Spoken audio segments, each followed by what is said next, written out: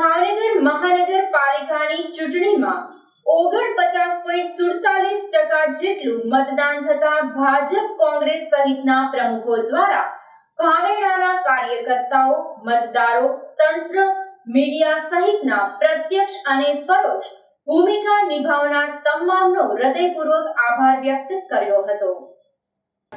ભાવનગર મહાનગરપાલિકાની સામાન્ય ચૂંટણી સંપન્ન થઈ।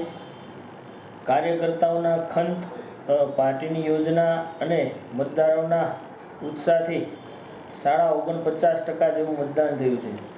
અન્ય શહેરો કરતાં ભાવનગરમાં મતદારોએ વધારે ઉત્સાહ દેખાડ્યો છે અને કાર્યકર્તાઓ પણ મતદાન કરવામાં સફળ રહ્યા છે। ત્યારે આગામી દિવસોમાં જે પ્રકારે ભારતીય જનતા પાર્ટીનો કાર્યકર્તા 13 વોર્ડમાં જે ઉત્સાહ અને સ્ટ્રેટેજી લડ્યો છે, એટલે અમે કાર્યકર્તાના ઉત્સાહથી અને પાર્ટીના પ્રયત્નોથી અમે 52 સીટ જીતીશું એવો મને દ્રઢ વિશ્વાસ છે।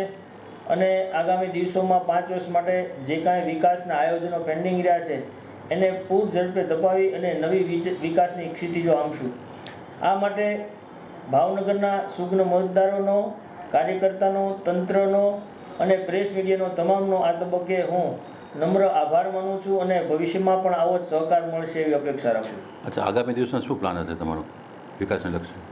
આગામી દિવસોમાં જે કાંઈ વિકાસના કામો અત્યારે થયા છે એને આગળ ધપાવીશું અને ખાસ કરીને કનેક્ટિવિટી અને ભાવનગરમાં રોજગારીનું પ્રમાણ વધે, જેથી ભાવનગરના લોકો ભાવનગરમાં જ રોજગારી મેળવી અને સ્થિર થઈ શકે એવી બાબતને મારી પ્રાથમિકતા રહેશે। પ્રકાશ વાઘાણી, રેસિડેન્ટ ભાવનગર સિટી કોંગ્રેસ।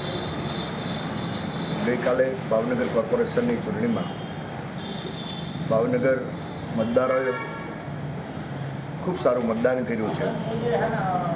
એ બદલ મતદારોનો, કોંગ્રેસના કાર્યકરોનો, શુભેચ્છક મિત્રોનો અને પત્રકાર મિત્રોનો હું હૃદયપૂર્વક આભાર માનું છું।